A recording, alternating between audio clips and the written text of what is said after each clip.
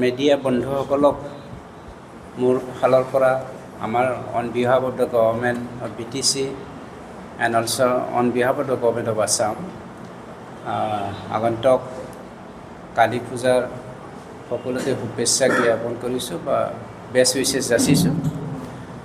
দ্বিতীয়তে আজি আমি UPPL দলৰ চেণ্ট্ৰেল পেৰেণ্ট বডিৰ সকলো ইউনাইটেডলি যোৱা বছৰ আমাৰ বড'ফা UN ব্ৰহ্ম ছুপাৰ 50 IAS ফ্ৰী কোচিং আৰু বড'ফা ছুপাৰ 50 ইঞ্জিনিয়াৰিং আৰু মেডিকেলৰ যি ফ্ৰী কোচিং আমি দিয়া হৈছিলে তাৰে এই বছৰ APSC এক্সামত যিসকল আপোনাৰ প্ৰিলিমছ আৰু মেইন এক্সামত বহি উত্তীৰ্ণ হ'ব পাৰিছে এই বিষয়ে আমি অলপমান আপোনালোকৰ মিডিয়াৰ যোগেদি আমাৰ বিটিআৰবাসী তথা আমাৰ অসমবাসীক আমি জনাব বিচাৰিছোঁ। কিয়নো আমি যিমানখিনি আঁচনি লৈছোঁ এই আঁচনিৰ দ্বাৰা স্পেচিয়েলি আমি বড়োলেণ্ড অঞ্চলৰ শান্তিৰ কামনাৰে আৰু উন্নতি বা প্ৰগতিৰ কামনাৰে আমি কাম কৰি আছোঁ। গতিকে পাৰ্মানেণ্টলি আমি কেনেকৈ আমাৰ এই অঞ্চলটো ডেভেলপমেণ্ট কৰি পেলাই সকলো জাতি জনগোষ্ঠীৰ কাৰণে সম অধিকাৰ সমমৰ্যাদাৰ কাম কৰিব পাৰোঁ সেই উদ্দেশ্যৰে কাম কৰি আছোঁ।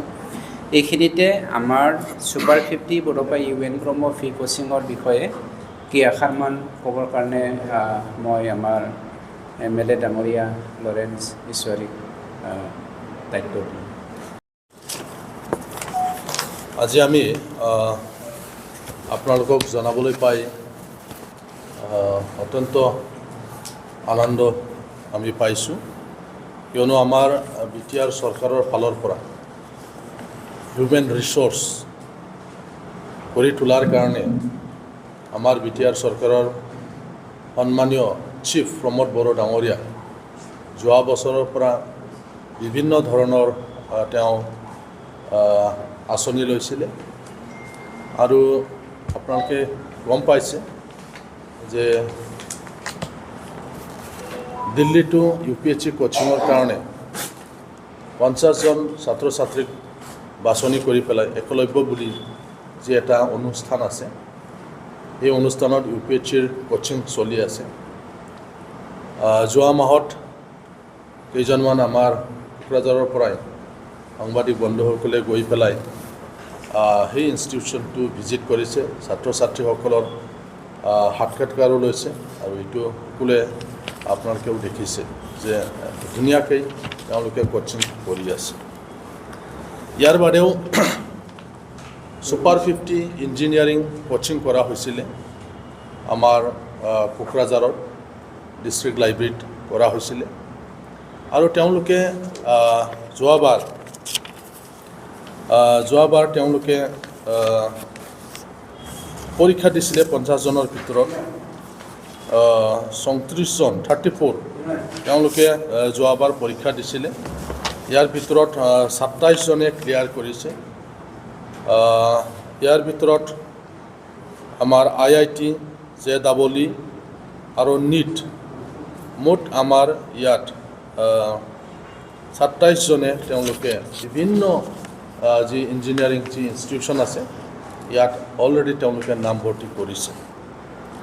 ইয়াৰ পিছত আপোনালোকে দেখিছে যে আকৌ ছুপাৰ 50 MBBS কোচিঙৰ কাৰণে গুৱাহাটীত থকা LNG ইনষ্টিটিউশ্যন আছে ইয়াতো পঠিয়াই দিয়া হ'ল, তো এই কোচিঙো চলি আছে। ইয়াৰ মাজত যোৱাকালি যিটো আমাৰ APSCৰ যিটো ৰিজাল্ট ওলালে তাত আপোনালোকে দেখিছে যে আমাৰ এই কোচিং কৰি থকা ছাত্ৰ ছাত্ৰীসকলে তেওঁলোকে 27জনে তেওঁলোকে পৰীক্ষাটো দিছিলে আৰু ইয়াৰ ভিতৰত এতিয়া 16জনে তেওঁলোকে পাছ কৰিছে। তো আমি তেওঁলোকক অভিনন্দন জনাইছোঁ। তেওঁলোকে বিটিআৰ চৰকাৰৰ ফালৰ পৰা যি কোচিং অনুষ্ঠান আছিলে এই কোচিং অনুষ্ঠানত আহি পেলাই পৰীক্ষা দি পেলাই 27জনে তেওঁলোকে মেইনছ পৰীক্ষা দিছিলে ইয়াৰ ভিতৰত।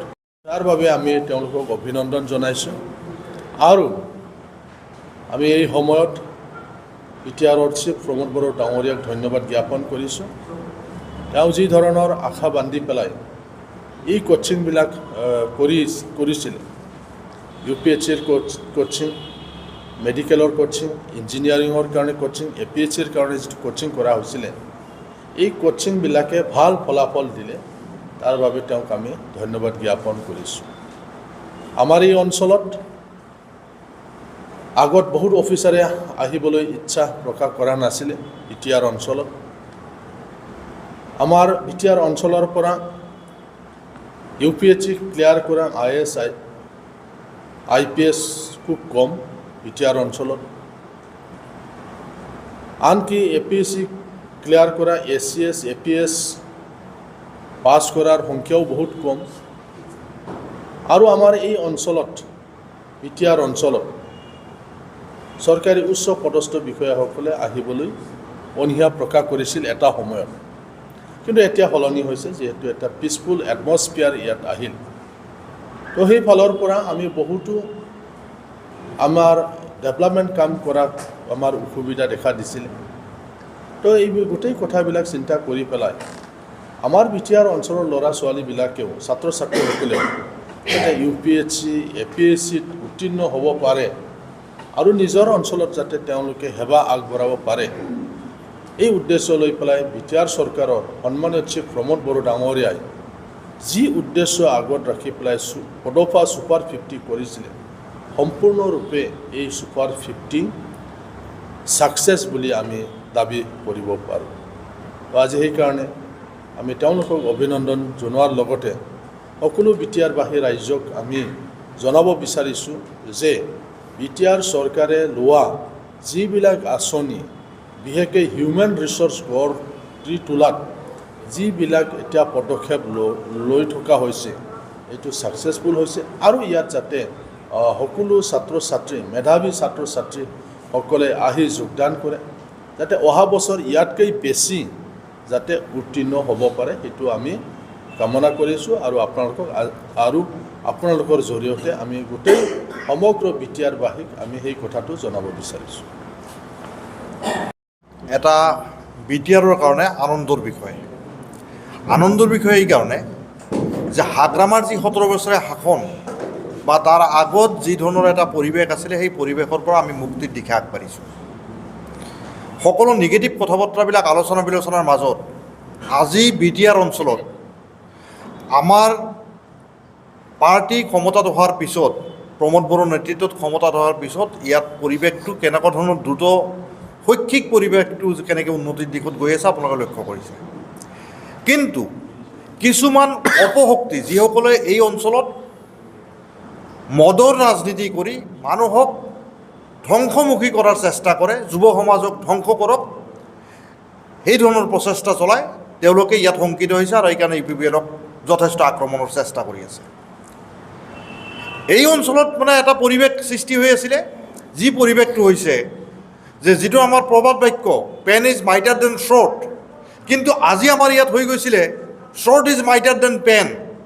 কিন্তু আমি সেই পৰিৱেশৰ পৰা মুক্তি বিচাৰিছোঁ আৰু ইয়াৰ ছাত্ৰ ছাত্ৰীসকলক তুলি অনাৰ কাৰণে আমাৰ প্ৰমোদ বড়ো ডাঙৰীৰ নেতৃত্বত আমাৰ UPPL চৰকাৰে অশেষ চেষ্টা কৰি আছে। আৰু তাৰ ছুপাৰ 50 মিছনৰ ইতিমধ্যে ফলাফল যোৱাবাৰ যেতিয়া নেকি IIT NITত বড়োলেণ্ড ছুপাৰ 50 মিছনৰ 50গৰাকী ছাত্ৰ ছাত্ৰীৰ ভিতৰত IIT আৰু NITবিলাকত 9গৰাকী ছাত্ৰ ছাত্ৰী আজি পঢ়া শুনা কৰি আছে। আপোনাৰ বিভিন্ন ইঞ্জিনিয়াৰিং ইনষ্টিটিউটবিলাকত 22গৰাকী ছাত্ৰ ছাত্ৰী পঢ়া শুনা কৰি আছে। এইটো আমি কল্পনা কৰিব পৰা নাছিলোঁ যে চৰকাৰী উদ্যোগত এনেকুৱা ধৰণৰ কাম হ'ব পাৰে। আজি আপোনালোকে যদি চায় যে আমাৰ বড়োলেণ্ড ছুপাৰ 50 মিছনৰ অধীনত আমি মোটামুটিভাৱে 50জন ছাত্ৰ ছাত্ৰীক তুলি লৈছিলোঁ, প্ৰমোদ বড়োৰ নেতৃত্বাধীন চৰকাৰে তুলি লৈছিল আৰু তেওঁলোকক সৰ্বোচ্চ কোচিং দিয়াৰ মাজেদি ইতিমধ্যে 37জনে আপোনাৰ প্ৰিলিমছ পাছ কৰিছে। কিন্তু বিভিন্নজনে 10গৰাকীয়ে তেওঁলোকে নিজৰ প্ৰিপেৰেশ্যনটো কমপ্লিট কৰিব নোৱাৰাৰ কাৰণে সম্ভৱতঃ পৰীক্ষাত নবহিলে।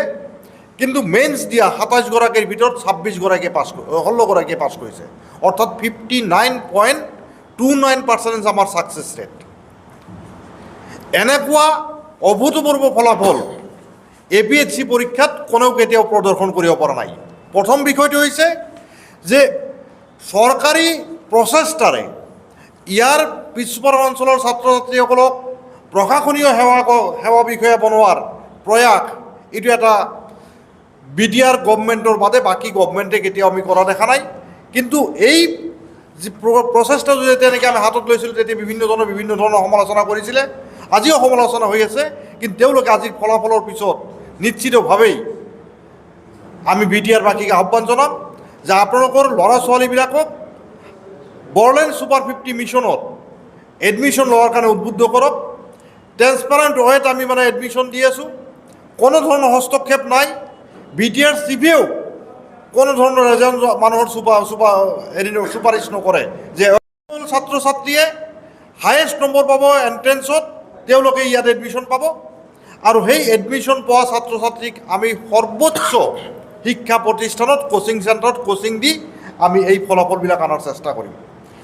আজি আমি আহ্বান জনাইছোঁ BTR বাকীক যে সকলোৱে প্ৰাৰ্থনা কৰিব লাগে যে আজি যি এই 16গৰাকী ছাত্ৰ ছাত্ৰী বড়লেণ্ড সুপাৰ 50 মিছনৰ অধীনত উত্তীৰ্ণ হৈছে, অকল সেয়াই নহয়, আজি এই অঞ্চলত আমাৰ চৰকাৰ অহাৰ পিছত আপোনালোকে লক্ষ্য কৰিছে যে যি সময়ত চিৰাং জিলা মেট্ৰিক আৰু হায়াৰ ছেকেণ্ডেৰী পৰীক্ষাৰ ফলাফল ঘোষণাৰ লগে লগে একেবাৰে সৰ্বনিম্ন স্থানত বছৰৰ পিছত বছৰ আছিলে, বাক্সা জিলা সৰ্বনিম্ন স্থানত আছিলে, কোকৰাঝাৰ কেতিয়াও মানে 20 নম্বৰ স্থানৰ ওপৰত গুচি যাব নোৱাৰে, ওদালগুৰি কেতিয়াও মানে ওপৰফালে আমি যাব নোৱাৰোঁ।